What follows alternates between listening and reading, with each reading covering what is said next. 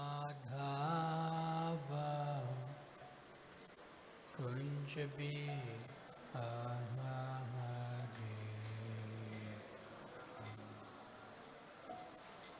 Madhava Kunj Bihari Jaya Radha Madhava Kunj Bihari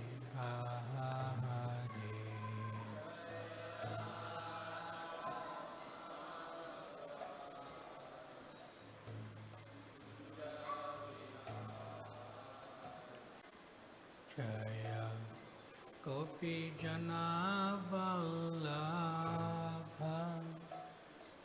Girivardha Dhari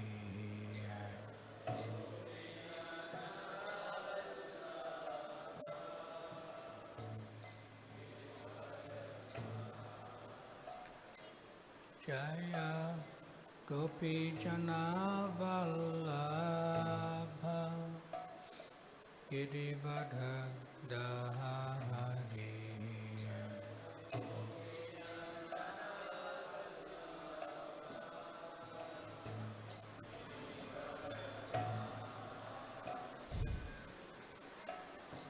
Yasodhanandana Rajajana Ranjana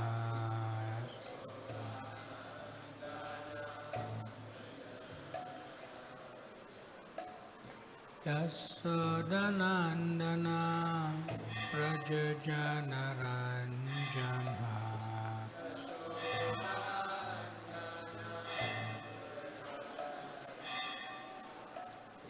Yasodhanandana Rajajana Ranjana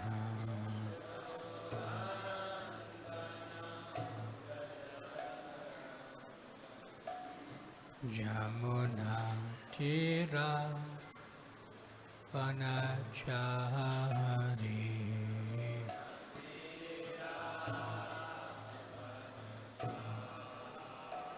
Jamuna Tira Vanachari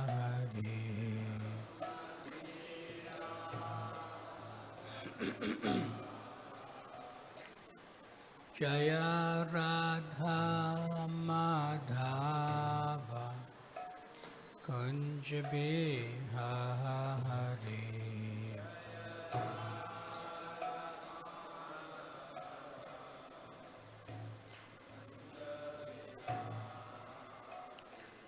Jaya Radha Madhava Kunj Bihari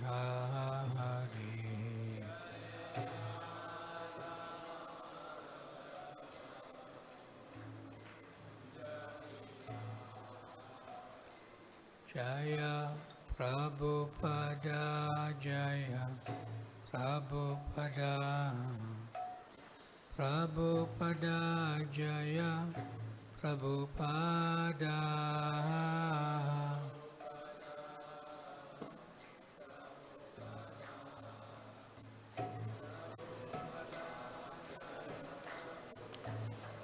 Jaya Prabhupada Prabhupada Prabhupada Jaya Prabhupada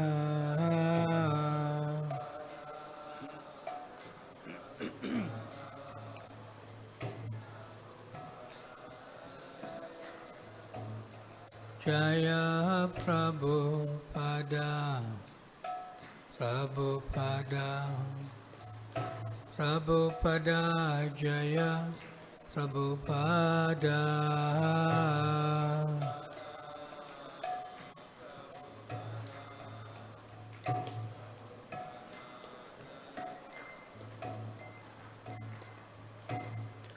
Jayam Vishnupad Paramahamsa Parivrajacharya Astataro Shishamadas Divine Grace Shila Abai Charanaravinda Bhaktivedanta Swami Shila Prabhupada Ki ISKCON founder, BBT founder, Srila Prabhupada ki.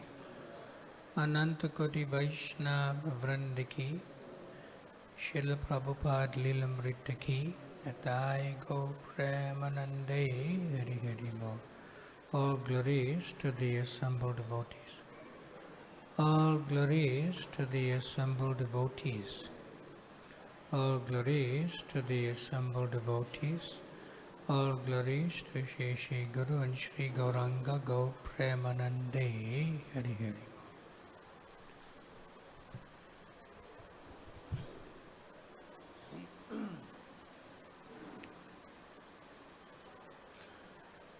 So today is the most auspicious day of Shri ISKCON, and we shall read from the Srila Prabhupada Lilamrta. Om Namo Bhagavate Vasudevaya.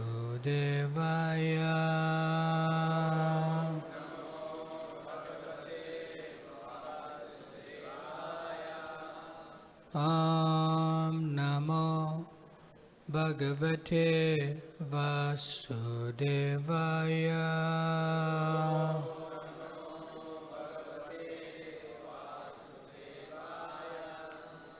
Om Namo Bhagavate Vasudevaya.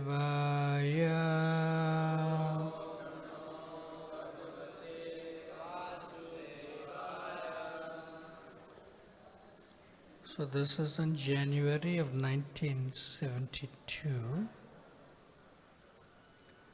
currently in Jaipur, from Srila Prabhupada Lilamrta, and it's entitled No One Listens to a Poor Man.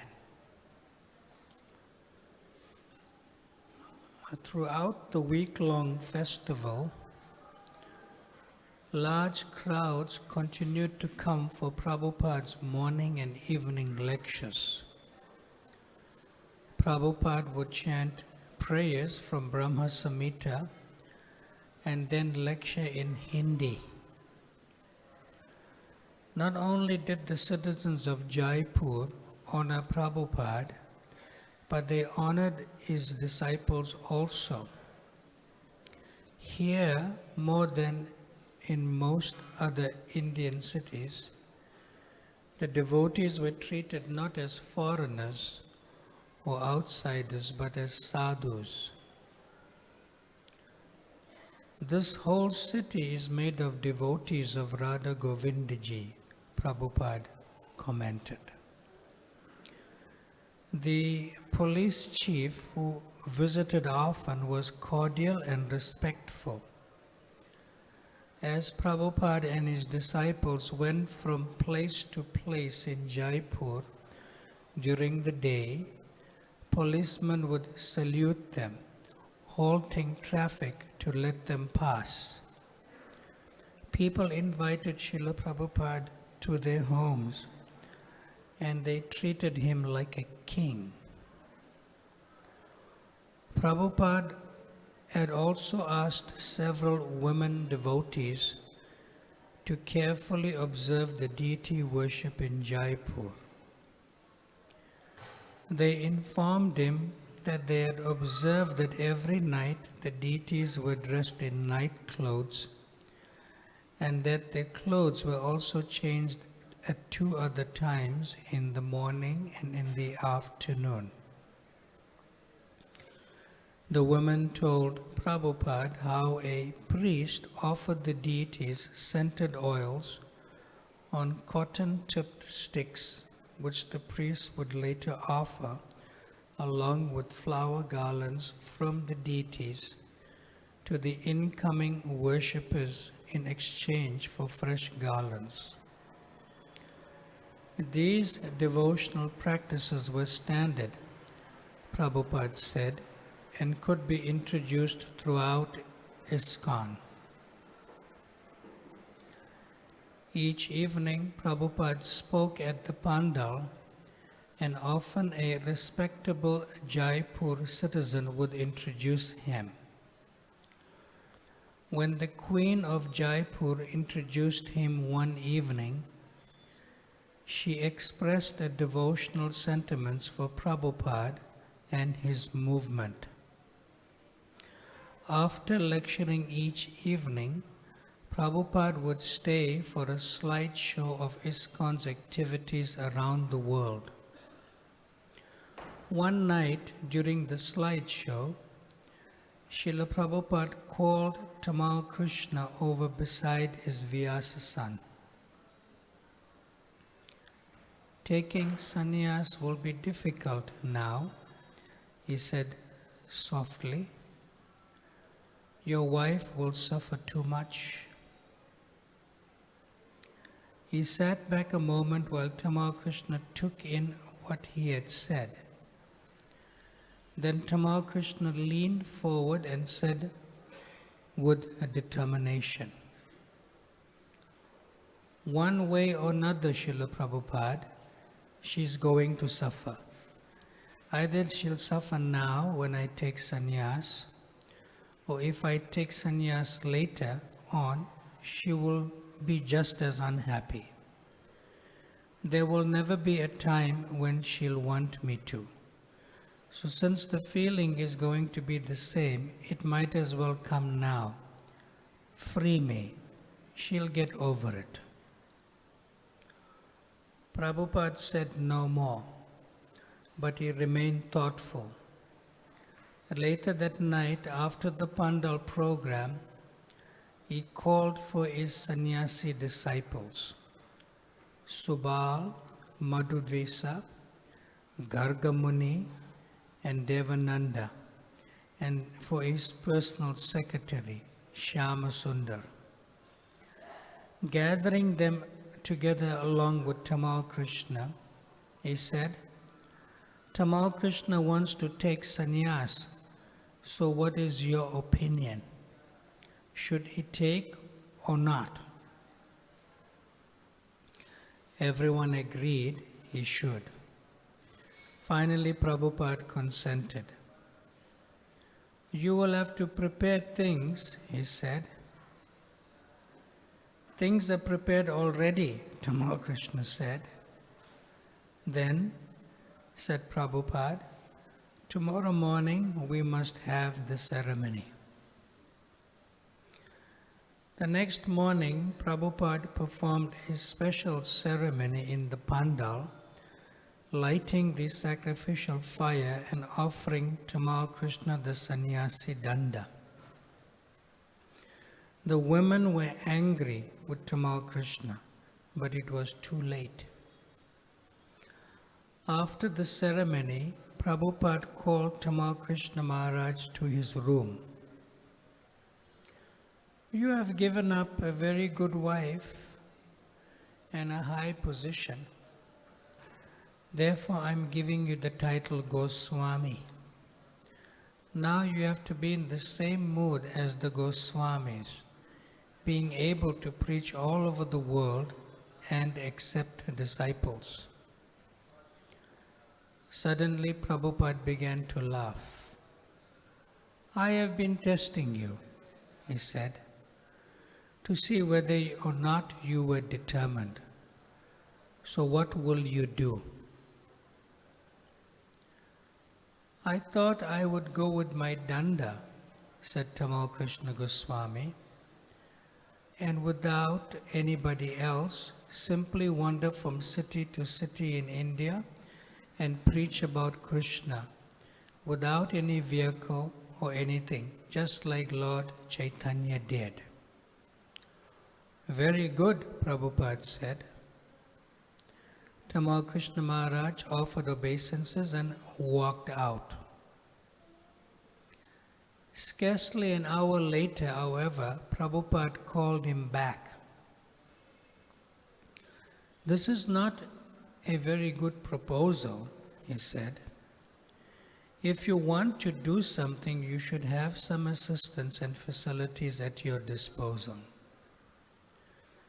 Prabhupada then assigned a couple of brahmacharis to go with Tamal Krishna Maharaj for preaching. He also gave his new sannyasi his first assignment. Immediately after Jaipur, Prabhupada was planning to go to a festival in Nairobi, Africa. Yet in Ahmedabad, another program awaited him. "You go on my behalf to Ahmedabad," said Prabhupada. At Tamal Krishna Goswami's sannyas initiation, Srila Prabhupada had given him the sannyas mantra, a verse that describes the surrendered devotional attitude of the Vaishnav sannyasi. Vaishnav sannyas emphasizes engaging one's body, mind and words in ecstatic service to Krishna, as distinguished from the sannyas of the impersonalists who speculate on Brahman or sit alone in silent meditation. The Vaishnav sannyasi, by taking shelter of the lotus feet of Krishna, crosses the ocean of nescience and brings others across with him. As Srila Prabhupada was demonstrating, a Vaishnav sannyasi should travel all over the world, working with all his might to reclaim the fallen souls on behalf of Lord Krishna. Vaishnav sannyas meant coming to places like Jaipur and preaching. It meant worshipping Govindaji in the temple, and it meant sending Radha Govinda to be worshipped by the devotees in New York City.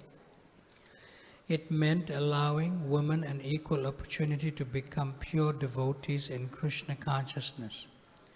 And it meant separating a man from his wife for the higher purpose of sannyas. Srila Prabhupada, although beyond the Varna Ashram designation of sannyas, was nevertheless the best sannyasi and the creator of many other sannyasis, whom he instructed to follow in his footsteps.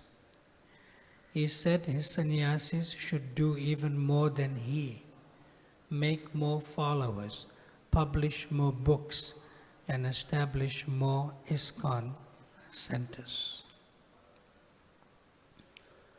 So then Bombay, January 24th, 1972. Yes, there's a brief here.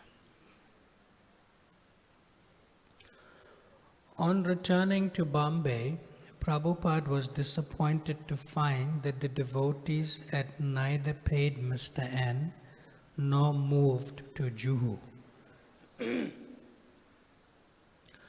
Madhudvisa Swami, whom Prabhupada had put in charge, frankly admitted his inability to accept the responsibility for such a difficult project. The disciple Prabhupada had originally deputed to handle such affairs was Tamal Krishna Maharaj. But now he had taken sannyas, he had renounced his GBC duties for traveling and preaching, and Prabhupada was without a manager for Bombay. Although Prabhupada was doing most of the managing, but he couldn't do everything. He couldn't stay constantly in Bombay. Searching for a veteran disciple to manage Juhu, Prabhupada thought of Brahmananda Swami, who was still preaching in Nairobi. Prabhupada decided to fly to Africa and invite Brahmananda Swami to come and manage Bombay. He wanted to act swiftly so that ISKCON could take possession of the land. Even if Mr. N changed his mind later, once the devotees were living on the land, getting them to leave would be very difficult for him. Srila Prabhupada planned to fly to Nairobi immediately, and he wanted to carry large Radha Krishna deities with him. The deities he had previously sent to Nairobi had been broken in shipping. So this time Prabhupada brought with him strong-bodied Madhudvisa Swami to carry the 36-inch marble deities. With special permission from the airlines, Prabhupada boarded, followed by Madhudvisa Swami, who held in his arms the 100-pound deity of Krishna. After setting Krishna in place before Prabhupada's seat, Madhudvisa Swami left the plane and came back carrying Radharani. Prabhupada passed most of the flight debating with Madhudvisa Swami, who took the position of the impersonalist. Prabhupada would always defeat him. This is how you become a preacher, Prabhupada said. You must be able to take both sides of the argument and defeat your adversary. That is what Lord Chaitanya would do.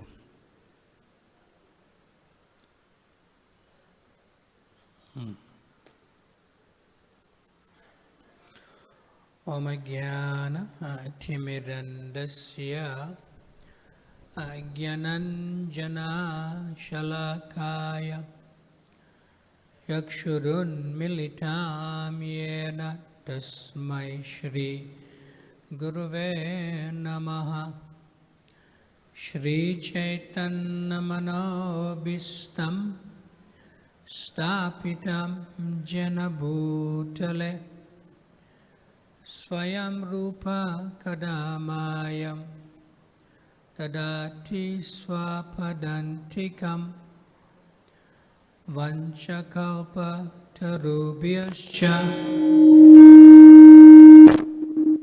Kripa Sindhubhya Evacha Patitanam Pavanabhyo Vaishnavabhyo Namo Namaha Jaya Shri Krishna Chaitanya Prabhu Nityananda Shri Advaita Gadadhar Shrivasadi Gaura Bhakta Vrinda Hare Krishna Krishna Krishna Hare Hare Hare Rama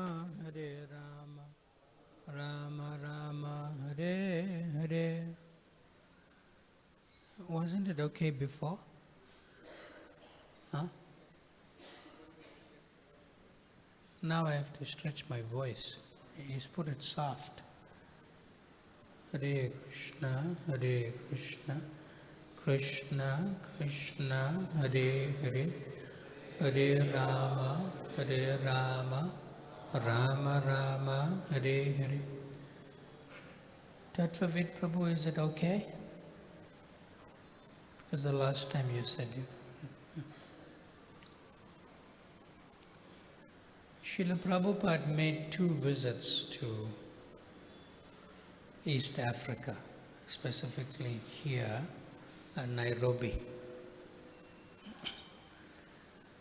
The previous visit that he made to East Africa, he was accompanied by then Brahmananda Swami and one disciple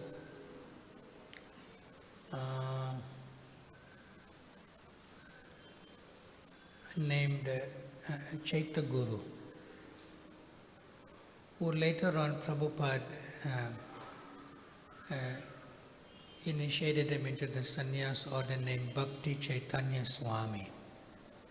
Not our present Bhakti Chaitanya Swami, who was originally from New Zealand but joined in England, who is a current GBC member also.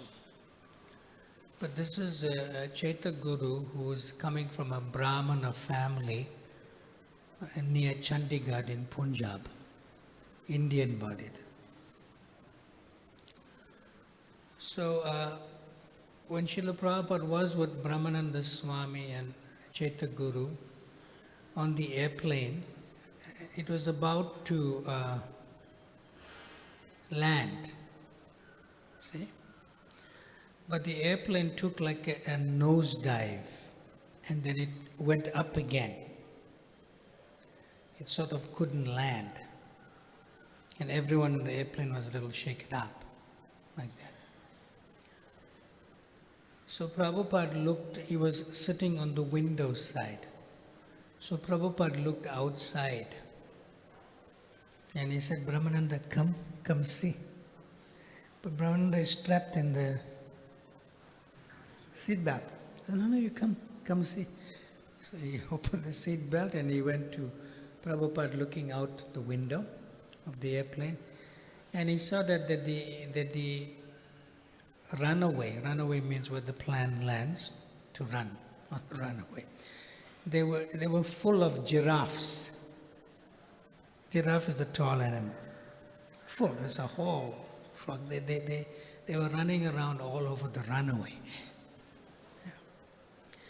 And the giraffes, Prabhupada was telling Brahmananda, see, they're looking up, at the airplane. So that is why this is Africa. So that is why the plane couldn't land. Yeah.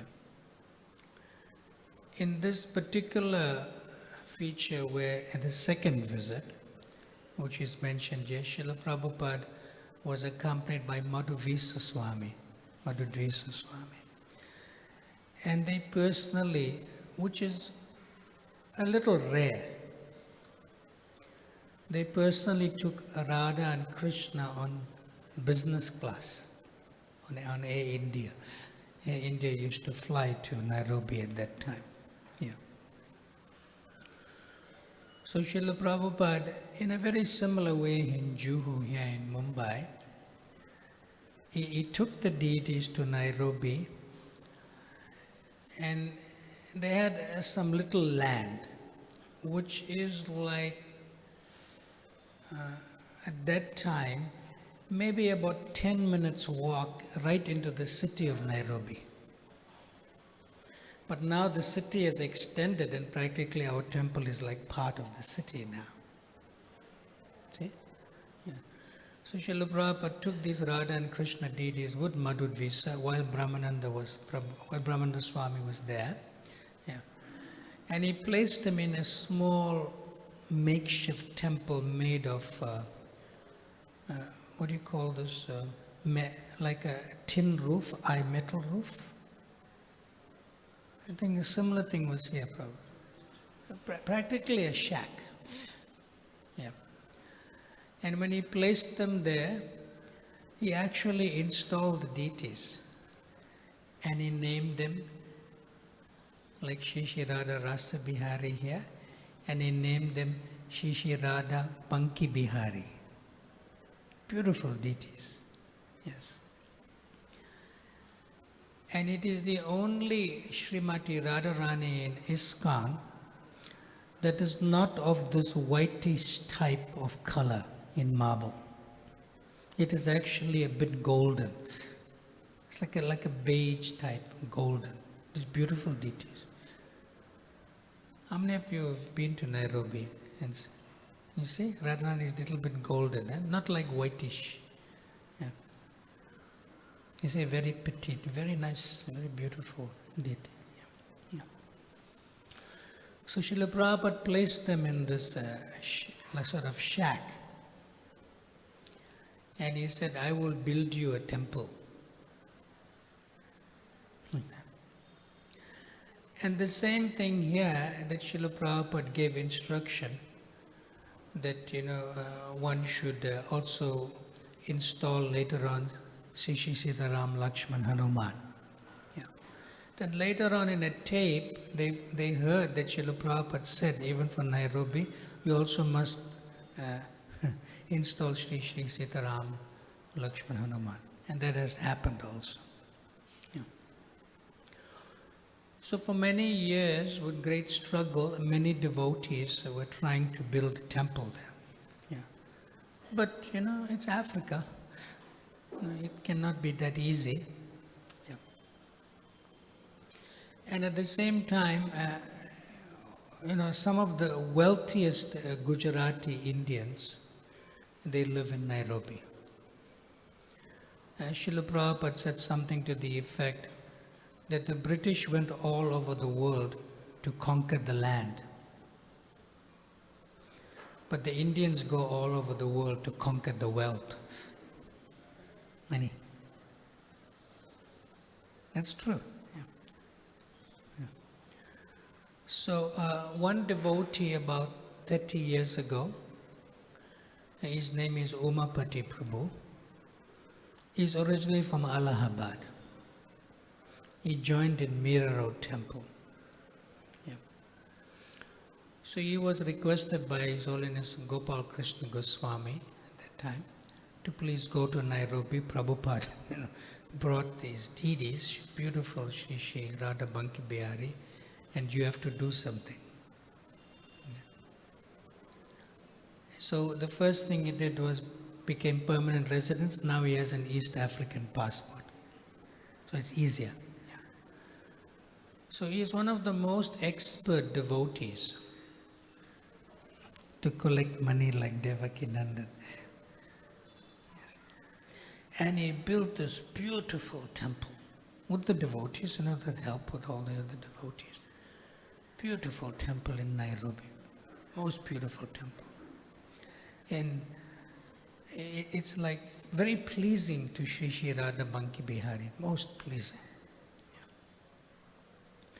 Yeah. And not only that, he bought all the property around for almost $10 million, around the temple. Apartments, land. Quite an empowered person. Yeah. So I asked him how you did this. He said, no, I just sit in the temple and I chant Hare Krishna. And he lives very simply in one little room with his wife. They're like Vanaprasthas, he's over 60 years of age, like that. And he chants well over 40 rounds of japa daily, sometimes up to 64 rounds. And money comes. And he goes out also to cultivate people. He said, no, Prabhupada wanted this, so I have to do, and he did it. So Srila Prabhupada, he was in great anxiety here for Juhu. And he himself could have stayed here, according to I just read. He could have stayed in Bombay and he could have sorted out the challenges faced with Mr. N. But when he came from Jaipur, he immediately went to Nairobi to request Brahmananda Swami to come and help the situation. See? To help the situation. Now, it's a little bit different because Srila Prabhupada is from India. He knows how to deal with everyone. But he's just focused on his foreign-bodied disciples to do the service that's necessary here. That's necessary. So one time His Holiness Krishna Goswami asked Srila Prabhupada, why don't you engage some local-bodied Indian people to sort out the situation here? We have so many supporters and so forth. Yeah. Srila Prabhupada said that you all trust me. And therefore, it's a mutual reciprocation that I trust you. So therefore, I want you to do this, because I trust you. Then Krishna Goswami replied, but what, Srila Prabhupada, we don't know how to deal in India. We may get cheated. Srila Prabhupada said, that may be, but I trust you. That may be, but I trust you. So this is the main thing. The main thing, that the disciples trust the spiritual master, and the spiritual master trusts his surrendered disciples. It's the main thing. Yeah. And we see in another situation, the same thing happened Srila Prabhupada is from Bengal. But he has been trying, for repeated attempts, he has been trying to secure land in Mayapur.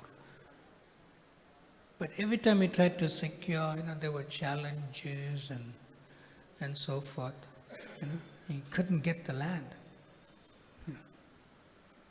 So eventually, he sent Tamal Krishna Goswami and another devotee, practically in the dead of night, to secure the land in Mayapur.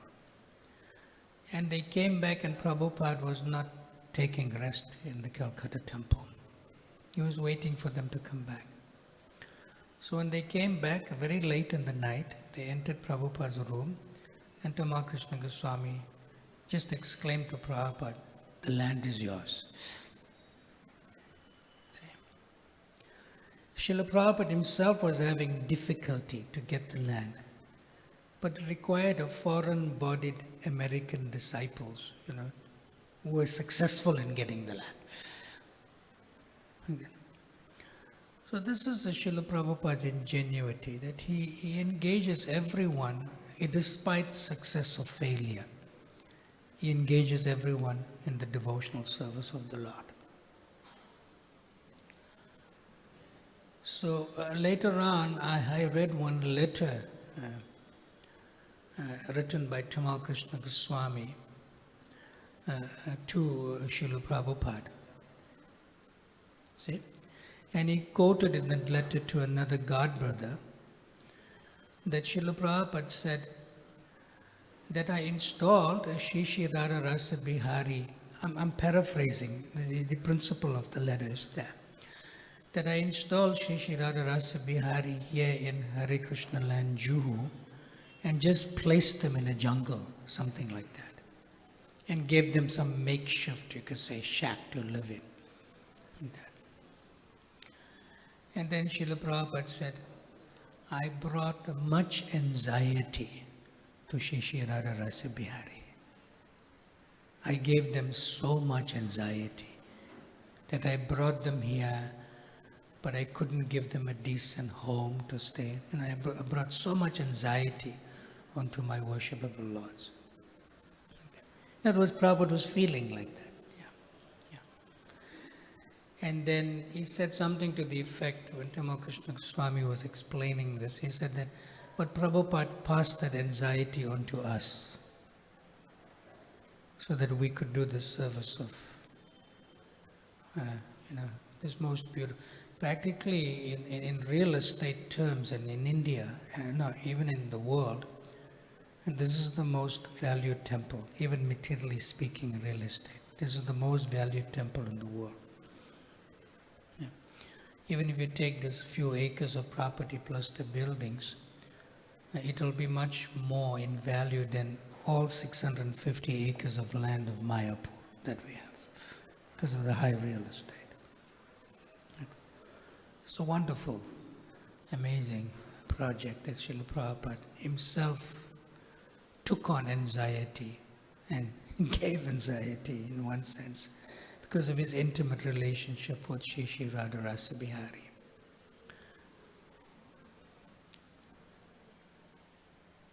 Okay, so we'll ask Yadubara Prabhu to share something with us. Please. Microphone.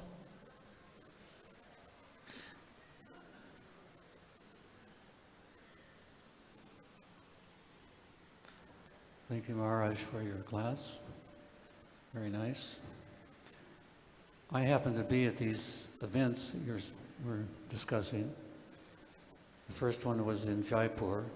I witnessed firsthand Tamal Krishna Goswami's determination to take sannyas. Most often, in fact, every time he would be sitting right in front of Prabhupada or very close to his side during darshans. But when he was expressing his determination to take sannyas, he would sit by the door in the back. This was his way of showing that he was determined. Uh-huh. And that was a very wonderful time with the Queen hosting Srila Prabhupada in Jaipur. Mm-hmm. We would take Mahaprasadam every day at the side of the temple, Radha Govindaji temple. And then I'll always remember Srila Prabhupada singing Brahma Samhita before the Pandal every night. His voice would echo throughout the whole palace grounds. Very beautiful. And then, of course, Juhu, that's a long history. We're waiting very eagerly for Giridhar Swami's book to come out. Do you know when that's due? Well, the last message was that the manuscripts are complete for the entire episode. It's in several volumes, probably up to 3 or maybe even more. Several volumes. It's a very huge thing. Yeah. So I think now it's just editing and getting into publication sometime. I wouldn't know the exact time frame for this. But His Holiness Giriraj Swami is a kind of perfectionist, He doesn't let go until he's properly satisfied with things. That's how it is. That's his consciousness. So one of his main editors is Kalachandji Prabhu, who is Tamakrishna Goswami's younger brother. He's an English professor, so he received initiation from His Holiness Giriraj Swami. So they're working quite vigorously. So that's one of the main reasons why he's not coming to India, because he has more, his facility set up for the book there to move the book forward. That's his main focus. So it's moving forward, and hopefully we'll hear some news about maybe the first book going into print or something.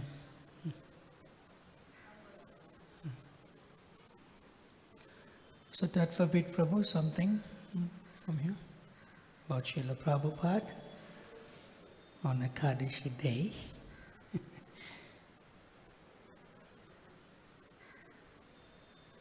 Anything that you can recall and remember?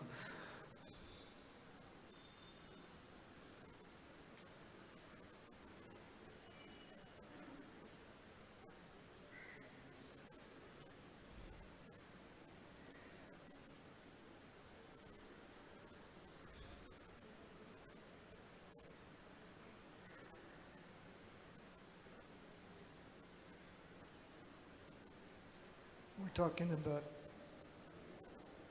some history of Srila Prabhupada. Anything that comes to your consciousness, it's fine.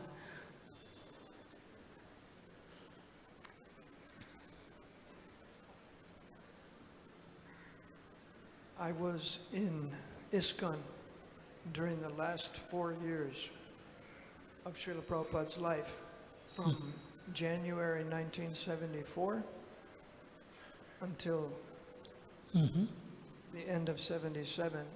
I had some opportunities to associate with Srila Prabhupada in America and Canada.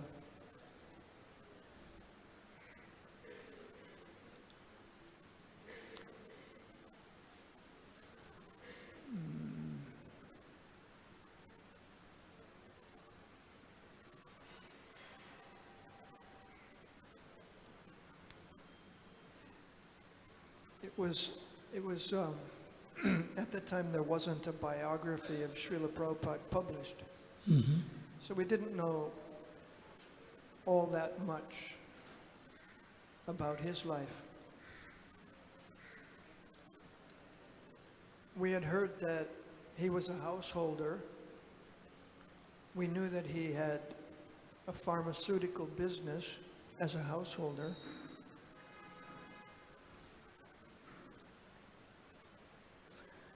Maybe you can tell us where you were with Srila Prabhupada, maybe not closely enough, but a lecture or anything. I'm sure you saw Srila Prabhupada, right? In various Yes. locations. Well, I'm telling one memory. Yes. When Srila Prabhupada was visiting a temple in Texas, the Dallas temple, one summer we were also visiting that temple, our traveling Sankirtan party. And it was one of the first times that I got to see Srila Prabhupada come and go between his room and the temple. And I remember thinking of him as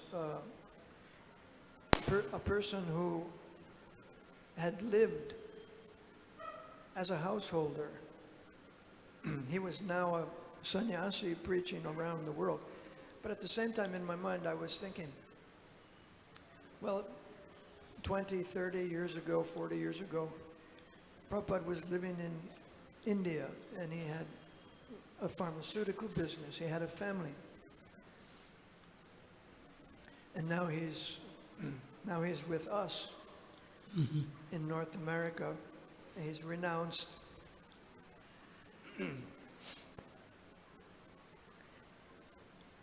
One evening after we had darshan in the garden, for several nights we had darshan with Srila Prabhupada in a garden.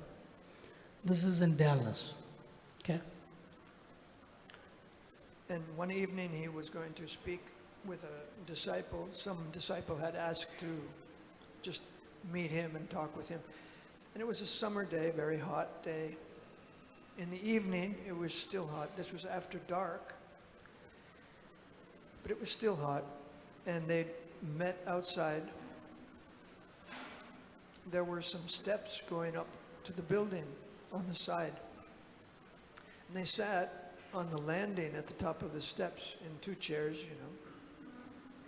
And because it was very hot, Srila Prabhupada had someone bring a bucket of cold water.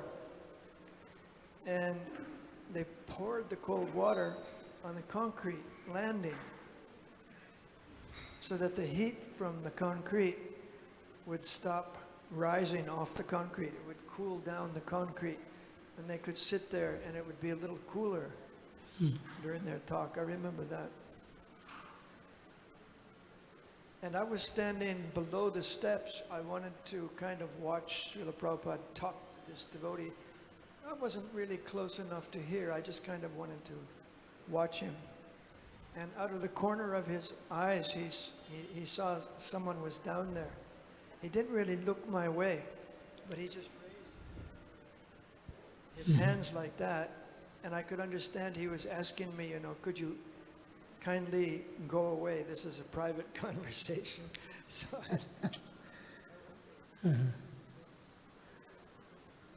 Okay. Thank you both very much. You have any questions or comments, anyone? We have some minutes. Or any general questions?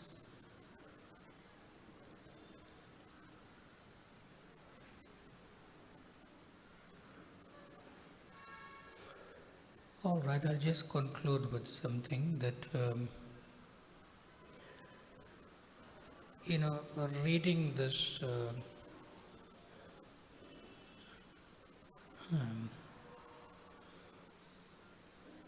situation with Tamakrishna Goswami taking sannyas from Srila Prabhupada, and in general, sannyas. So I accepted sannyas in 2009, which is practically about almost 8-9 years ago. Yeah. So after the sannyas ceremony, several of my close friends came to me and they said, "Can you tell us in one line what it means to be sannyasi now?" Yeah. So I just thought and thought and thought, and eventually it came to me. So I just simply said that a sannyasi does not give up family life. So everyone, oh? Because yet Tamal Krishna Goswami gave up his Grihastha ashram and he took sannyas. But I didn't, I enter into, from brahmachari straight to sannyas. So my friends, some of them were grihasthas. So what do you mean? I said, no, a sannyasi does not give up family life, but this is my realization at that time for whatever it's worth. Then I continue, the sannyasi does not give up family life, but he accepts the whole world as his family. And they said, okay, that's clear. Yeah. Because as a brahmachari, you are basically the son of everyone. You're the son as a brahmachari. But when you enter into the sannyas ashram, you become father. And Prabhupada said the sannyasi is the father of all ashrams. And then they said, but that may be that the sannyasi accepts the whole world as his family. Then I said, yeah, he accepts the sky as his roof and his arm as his pillow, which is kind of given in the 11th canto of the Avanti Brahmana. The sky is the roof and arm is the pillow. Yeah. So this differentiates us, it makes us different from Mayavad sannyas. See? Mayavad sannyas means they give up this material world, so to speak, as being false, and they go away from the people and so forth. But Vaishnav sannyasi, he accepts the whole world as his family. The sky as his roof and the arm as his pillow. That is Vaishnav sannyas. So then my friends asked me, what else? Then I said, well, a sannyasi also adopts children. Adopts? Naughty children. On behalf of the Supreme Personality of Godhead and the disciplic succession.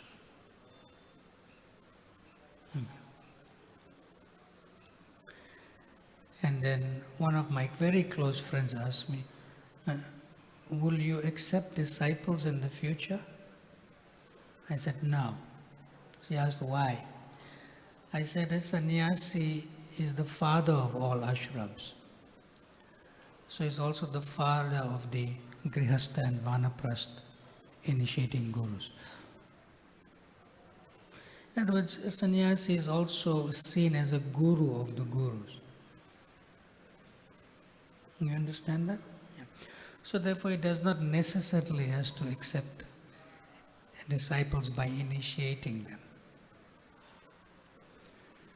So those who initiate disciples, especially in our movement, should be more the Vanaprasthas and the Grihasthas, because most of our devotees are in that particular ashrams, especially Grihastha ashrams. So it's more appropriate for them to help them according to their experience, realization and wisdom in their own ashrams that they were before. So therefore the sannyasi is kind of free to move around and give whatever spiritual advice for whatever it's worth to these other initiating gurus who are in the Grihastha and Vanaprastha ashram. That should be the future of our movement. Yeah. Because in Bhagavad Gita, it's very clear, it says that a saintly person, for whatever it's worth, is above feelings of possessiveness, above. Now when you initiate disciples, there's definitely feelings of possessiveness. There must be. And this is my guru, my disciple. So that feelings of possessiveness can be for Grihasthas and Vanaprastha couples. So when the sannyasi is above feelings of possessiveness, then he can help those who are initiating disciples, give sangha. in that way. Because sometimes as initiating gurus, it's pretty lonely at the top. Quite? So they need some friendship and they need some mutual association. That way. So that was my kind of limited realizations about sannyasi and ISKCON way back, but almost 9 years ago. Sannyasi is free from hankering and lamenting. Sochati na kanchati. For whatever it's worth, we try to be like that. Is that all right? Srila Prabhupada ki, Ananta Koti Vaishnava Vranda ki, Natai Go Premanande.